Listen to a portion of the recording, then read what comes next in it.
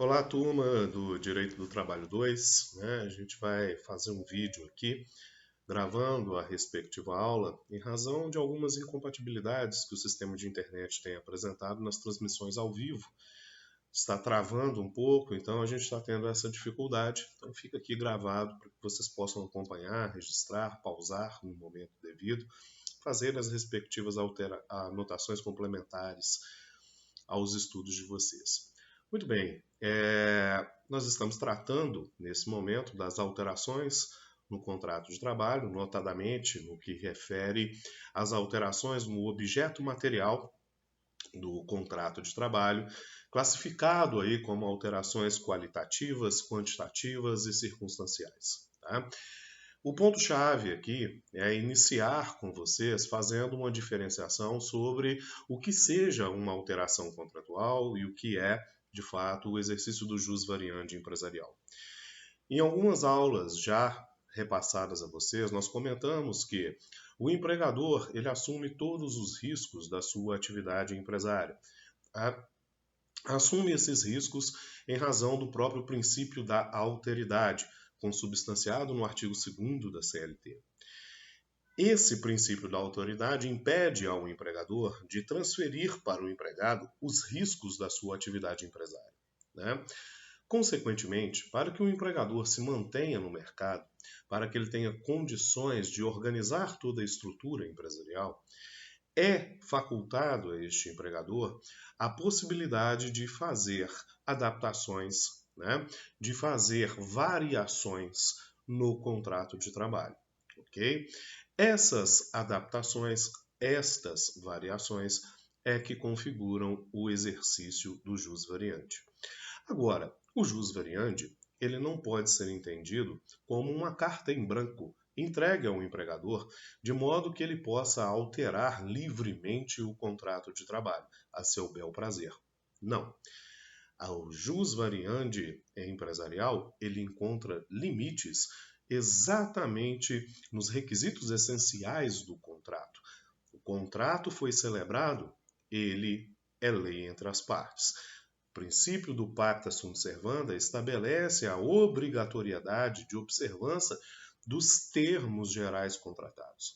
Sendo assim, o respectivo exercício do jus variandi se dará dentro daquelas lacunas não contratadas diretamente com o empregado, tá? De modo que o empregador consiga redistribuir atribuições, né? Realizar adaptações de horários, tá? De modo que a estrutura da sua organização profissional seja adequadamente trabalhada, ok? Então, o jus variandi empresarial, ele vai sempre estar dentro das lacunas do contrato ou dos limites impostos pela legislação. Cada caso concreto demanda uma análise peculiar do que seja essas alterações contratuais. Muito bem, posto isso, nós vamos passar às alterações qualitativas do contrato de trabalho. As alterações qualitativas, nós sempre analisamos a alteração na estrutura da função ou do cargo contratado entre empregados e empregadores. Bom, o empregador, tá, no momento em que está realizando a organização da sua estrutura empresarial, ele tem a faculdade de realizar a redistribuição ou distribuição das respectivas funções e atribuições pertinentes e necessárias ao exercício da atividade empresária. Ok? Dessa forma, nós precisamos de encarar que o jus variandi estará presente aqui, dentro dessas variações na distribuição de atribuições ao respectivo empregado. Ok? Como saber, então, quando o empregador está no exercício do jus variandi empresarial ou quando ele está de fato promovendo uma alteração no cargo ou na função ocupada pelo empregado? Bom, senhores, nós precisamos de analisar, dentro de cada caso concreto que nos é apresentado, qual é o cargo, qual é a função e quais são as atribuições, né, que este cargo-função ocupam dentro da estrutura organizacional daquela empresa. Okay? A primeira questão é saber, em nível de hierarquia, qual é a posição daquela função ou daquele cargo, né, dentro da estrutura organizacional da empresa. Isso será importante para entender se está ocorrendo uma alteração contratual ou não. Num segundo momento, nós precisamos de analisar também, né, quais são as atribuições que decorrem naturalmente do cargo que está ocupando aquele funcionário, né? Quando analisamos uma função, nós temos algumas atribuições que se extraem naturalmente dessa própria função, ok? Outras são definidas pelo contrato, pela lei, pela convenção, pelo acordo coletivo de trabalho. As atribuições pertinentes a cargos ou funções, elas já vêm expressamente definidas dentro dessa estrutura. O limite de atuação do jus variandi empresarial se dá exatamente na possibilidade de movimentar o empregado dentro do limite extensional do respectivo cargo. Pensemos, por exemplo, na função do motorista. O motorista ele pode, se analisarmos a sua estrutura e pensarmos, né, nas atribuições que podem decorrer naturalmente da função de um motorista, podemos dizer que o motorista ele pode dirigir, né, pode não deve, mas pode também embarcar, desembarcar passageiros, pode acomodar bagagens, pode coletar bilhetes, pode cobrar esses bilhetes, né? Todavia, senhores, esta é uma extensão natural, estrutural, própria, né, da atividade de motorista, ok? Vamos imaginar, então, que a empresa exija deste motorista, né, inicialmente apenas a função de dirigir. Bom, nesse caso, seria exercício do jus variandi empresarial, não acarretando alterações contratuais e nem gerando encargos financeiros, que a empresa passasse a exigir outras atribuições próprias da própria natureza do cargo, como, por exemplo, embarque e desembarque, acondicionamento de bagagens, cobrança de bilhetes, recolhimento de bilhetes, ok? Todavia, nós precisamos sempre analisar este caso concreto com bastante riqueza de detalhes, tá? Porque pode ser que aquela atribuição que decorra essencialmente da própria estrutura do cargo, né, ela seja retirada deste cargo e atribuída a outro cargo com exclusividade. Como, por exemplo, se dentro da convenção coletiva de trabalho, né, ou dentro da própria atividade empresarial daquele empregador, né, surge um funcionário que desempenha aquela atribuição com exclusividade. Tá? Como, por exemplo, a figura do trocador face à figura do motorista. O trocador exerce com exclusividade a atribuição de coletar, cobrar e receber bilhetes, né? Neste caso, essa atribuição que antes poderia se encaixar como uma atribuição do motorista, ela agora deixa de ser para cumprir função específica do cargo do cobrador, né? Situação tal que, se o respectivo motorista permanece no exercício da atividade, existindo outro funcionário que exerça tal função com exclusividade, estaremos diante do chamado acúmulo funcional, resultando ali no pagamento ou de um adicional, se tiver previsão em convenção coletiva, ou das diferenças existentes, né? Um duplo salário, se for o uso da integralidade do respectivo cargo ocupado em acumulação, ok? Então esta é uma característica que precisamos observar. Uma outra característica que nos chama a atenção, própria das alterações contratuais, é o chamado dever geral de colaboração. Muito bem, senhores. O que significa isso? E esse dever geral de colaboração, o que é? Tá? Bom, precisamos dizer para vocês que o dever geral de colaboração ele decorre do próprio caráter solidário do trabalho, né? Tanto o empregado quanto o empregador têm objetivos comuns. Esses objetivos é a manutenção dos postos de trabalho, né? A promoção da empresa, de modo que, se a empresa evoluir, também evolua na qualidade de trabalhador dela. Ok?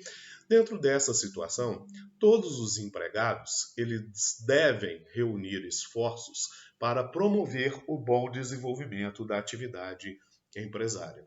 E é exatamente aqui que se concentra o chamado dever geral de colaboração. São situações excepcionais, não previstas, tá, pelo empregador, em que o empregado ele é chamado a exercer uma atividade estranha a qual foi contratado, porém, atividade empresarial, atividade necessária à continuidade dos serviços da empresa, ok? Com o fito de colaborar para a permanência daquela atividade. O que quero dizer? Quero dizer o seguinte: vamos imaginar que estou falando de uma empresa, tá? E dentro dessa empresa temos ali a figura de uma recepção. E essa recepção ela é responsável por receber, né, os clientes que a ela se direcionam. Okay? Imaginemos então que um belo dia este recepcionista se ausenta. Okay? Ausentando-se esse recepcionista sem informar o motivo de sua ausência, simplesmente deixou de comparecer ao trabalho, isso vai causar transtornos àquela atividade empresária. Okay? De modo que é possível, né, que o empregador, neste momento, convoque um outro funcionário de um outro setor, por exemplo, para que ocupe de forma provisória e temporária, tá, a função daquela recepcionista. Bom, eu não fui contratado para ser recepcionista, tá? Mas o dever geral de colaboração autoriza que o empregador exija, naquele momento, tá, que o trabalho seja prestado nessa condição. Ok? Isso é dever geral de colaboração. Muito cuidado, porque normalmente é em nome de um dever geral de colaboração que excessos são cometidos. Né? Quando digo excessos, eu digo no seguinte sentido: o indivíduo ele desenvolve uma atividade, por exemplo, de secretariado e uma vez por semana ele tem que lavar o banheiro do escritório. Tá? Isso não é atividade de ordem excepcional. Isso não é atividade de ordem extraordinária. Ok? Isso não é dever geral de colaboração. Dever geral de colaboração ele reúne alguns elementos. Tá? Estamos falando de uma condição não esperada. Então, estamos falando de uma condição excepcional, necessária ao exercício da atividade empresária. Ok? E o dever geral de colaboração se dá exatamente por essa razão. Para a atividade não parar ou não ser prejudicada por aquele fato, estarei cobrindo atividade para a qual não fui contratado, mas que tenho o dever de colaborar para tanto, né, para que essa atividade empresária ela permaneça. Ok? Muita atenção com essa análise, tá? Porque é uma situação excepcional. Neste caso, por exemplo, não se enquadraria dentro do dever geral de colaboração a cobertura ou substituição de período de férias. Tá? Por que não? Ora, porque férias ele é dado de acordo com a necessidade do empregador. Então, férias é um instituto integralmente programável. Se é programável, não encaixa no respectivo dever geral de colaboração. Ok? Muita atenção com isso e prosseguimos. Muito bem, senhores. Aqui nós temos uma outra situação que o jus variandi vai se estabelecer, tá? E que é objeto de tratamento no artigo 468, parágrafo 1º, parágrafo 2º, e no artigo 450, ambos da CLT. Nós vamos tratar do Instituto da Reversão. A reversão nada mais é do que o retorno do empregado ao cargo anteriormente ocupado após deixar o exercício de função de confiança, tá? Ou deixar o exercício da função de substituição temporária de pessoal, ok? Nós temos aqui que o indivíduo chamado a ocupar um cargo de confiança. Para entender bem o que é um cargo de confiança, vale a leitura do artigo 62, inciso 2º da CLT, que são aqueles cargos que têm poder geral de direção, estão subordinados a eles outros empregados, né? E normalmente recebe gratificação por exercício dessa função de confiança não inferior a 40%. Nós temos aqui, então, que esse indivíduo exerce uma função de confiança. Chamado, então, a ocupar essa função, caso, se porventura, houver uma ruptura dessa condição de confiança, houver uma ruptura dessa relação estabelecida de forma especial entre empregado e empregador, tem o empregado o direito a retornar ao cargo anteriormente ocupado. Essa determinação unilateral feita pelo empregador, que o empregado reverta ao cargo anteriormente ocupado, concentra-se no instituto da reversão, coincide para nós como o exercício do jus variandi empresarial e não corresponde a uma alteração contratual, ok? Esta reversão ao cargo anteriormente ocupado vai ensejar a perda, tá, da gratificação de confiança. Lembrando, nunca confundam perda de gratificação como redução de salário, ok? O poder de compra do respectivo salário, ele pode até ter sido reduzido, ok? Pela perda da gratificação. Porém, a gratificação por exercício de função de confiança encaixa no que podemos nominar de salário-condição. Ela existe enquanto perdura aquela condição, ok? Deixada a condição existente, perde-se a respectiva gratificação. Orientação interessante é o que traz a súmula 372 do TST. A súmula 372 do TST dizia para nós que o indivíduo, no exercício de uma função de confiança por 10 anos consecutivos, ele adquiria o que nós poderíamos nominar de estabilidade remuneratória ou estabilidade financeira, tá? Neste caso, ainda que o Instituto da Reversão fosse aplicado e ele devesse retornar ao cargo anteriormente ocupado, ele não perdia a respectiva gratificação. Essa súmula se faz ainda importante. Por quê? Porque o parágrafo 2º do artigo 468, que impôs a perda da gratificação, tá? Ele surgiu com a reforma trabalhista, notadamente em 2017. Como a lei ela não pode prejudicar o direito adquirido, tá?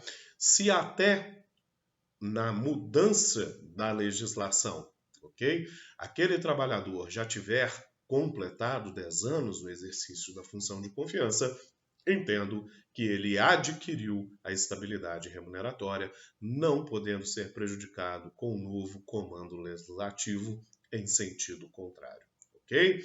Então, o Instituto da Reversão se aplica dentro dessa característica, aplica-se de igual modo na substituição temporária de pessoal, que é o retorno à função primitiva do empregado quando ele está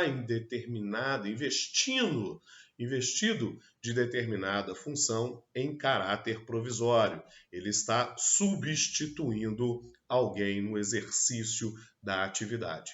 Chamo a atenção também para a redação da súmula 159. Tá? A súmula 159 diz para nós o seguinte: toda vez que a substituição temporária tiver caráter não eventual, ok?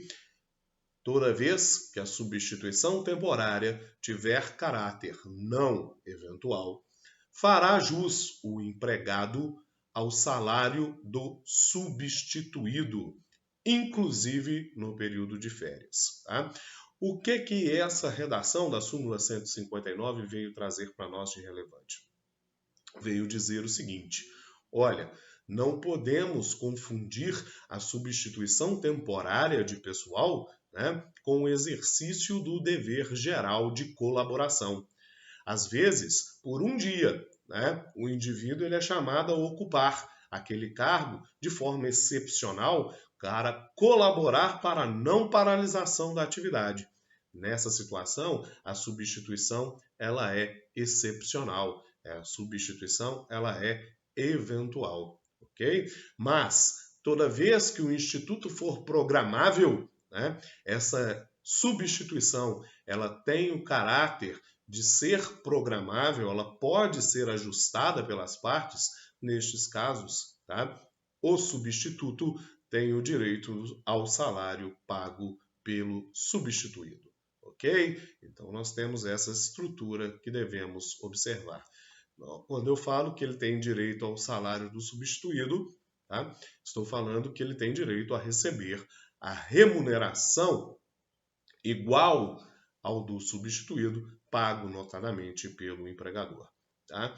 Já no plano das alterações contratuais propriamente ditas, tá? Aquelas que vão ser alvo, tá, de negociação com o empregador, nós vamos ter aqui, né, o Instituto da Promoção Horizontal. A promoção horizontal é aquela que se apresenta no horizonte, né? Nós vamos estar dizendo que é aquela a qual o empregado passa a exercer outra função, mas dentro do mesmo nível hierárquico do cargo. Assim, ele é deslocado, né, para um outro serviço, para um outro setor, mas continua, né, mantendo ali os mesmos encargos ou as atribuições. Tá? Isso não apresenta, assim, de forma significativa uma modificação na sua situação funcional. Por exemplo, dentro de uma estrutura de cargos, né, eu tenho lá o indivíduo, quando ingressa no cargo, ele ocupa a função de operador 1. 6 meses depois, ele já tem mais habilidade com o uso do maquinário, ele passa a operador 2. Ele assume maiores atribuições, vem com isso melhor desempenho salarial, porém, isso não transforma de forma significativa sua estrutura funcional, porque eu continuo dentro, né, da mesma estrutura hierárquica de cargo. Ok? Muito bem. Na promoção vertical, tá, eu vou ter, na verdade, uma ascensão profissional daquele empregado. Ele vai ocupar, né, um cargo mais elevado, de nível hierárquico maior dentro da empresa, implicando, por sua vez, em melhoria das condições econômicas, das condições hierárquicas e mudando a estrutura do próprio cargo. Ok? Essas duas exigem, por óbvio, negociação por parte do empregador. Quero dizer, normalmente, tá, que essas estruturas elas devem ser negociadas com o empregado para que sejam aplicadas, ok? Todavia, senhores, chamo a atenção que quando o empregador ele se organiza, tá, no chamado planos de cargos e salários, quando ele é organizado dentro dessa estrutura, nós temos que, tá, o empregado, no momento em que ele completa, que ele atinge, tá, os requisitos previstos dentro desta estrutura de organização empresarial para acesso ou ascendência profissional, isso se torna um direito objetivo do respectivo empregado, né? Podendo, notadamente, este empregado exigir, né, que a promoção lhe seja conferida, ok? Muito bem, pessoal. Nós temos outras estruturas de alteração funcional, tá? Porém, algumas delas vão se apresentar dentro do plano da ilicitude.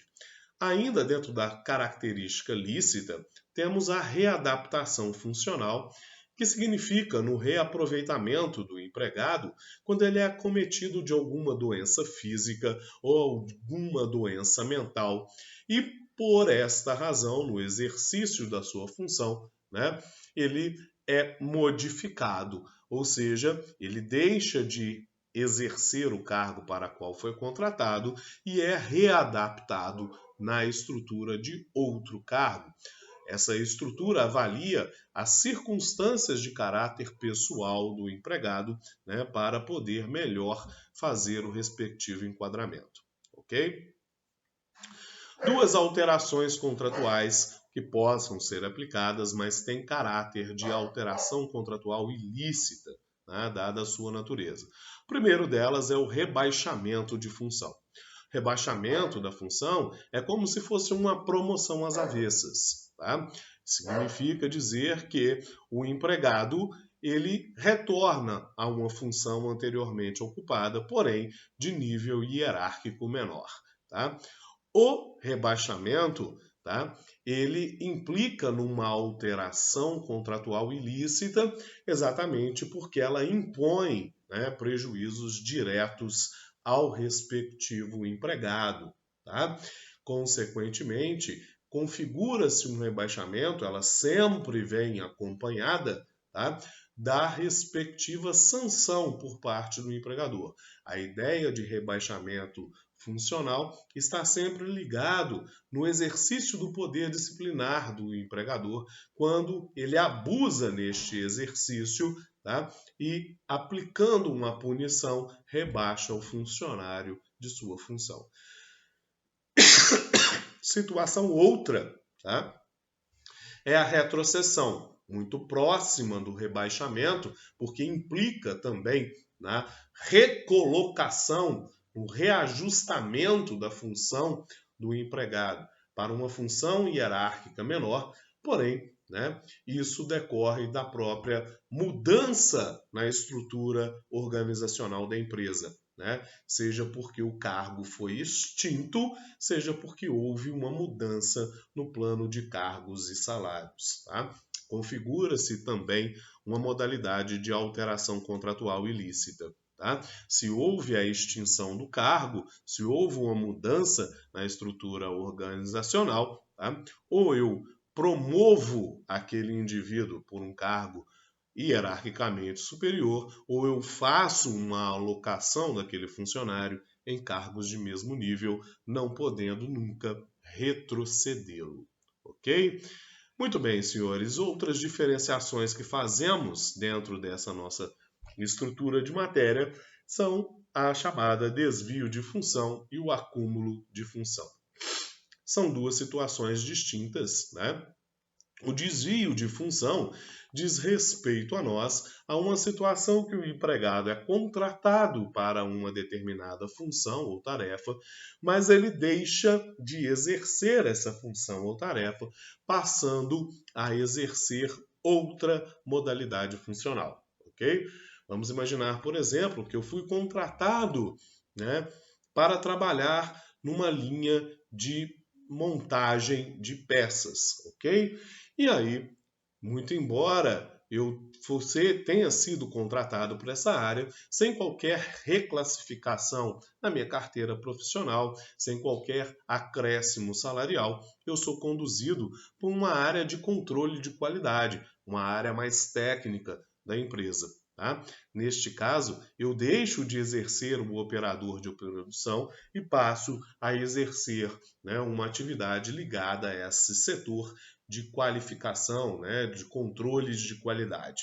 Ok? Nessa situação, eu estarei em desvio funcional. Tá? Sendo o salário desse controle de qualidade, daqueles que ali desenvolvem essa atividade, superior ao que eu recebia, né, quando exercente da função de operador de produção, eu terei direito a cobrar as diferenças né, salariais delas resultantes, com reflexos, né, nas minhas demais verbas trabalhistas, como férias, fundo de garantia, descanso semanal remunerado, né, eventual aviso prévio. Ok? Muito bem, senhores. E o acúmulo de função? O acúmulo de função, ele ocorre, tá, em uma situação diversa do desvio funcional. No acúmulo de função, eu exerço de forma concomitante o exercício de mais de uma função, ok?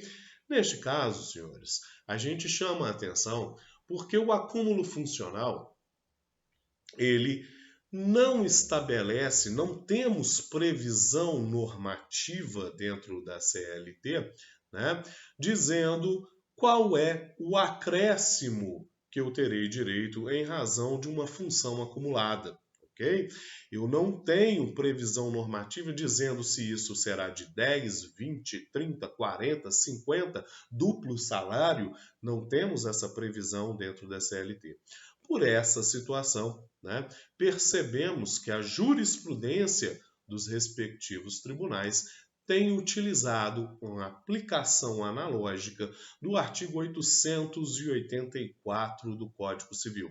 O artigo 884 do Código Civil, que trabalha a ideia de enriquecimento sem causa, tá, vai determinar que os valores, né, em razão do acréscimo de atividades exercidas, sejam pagos ao respectivo trabalhador.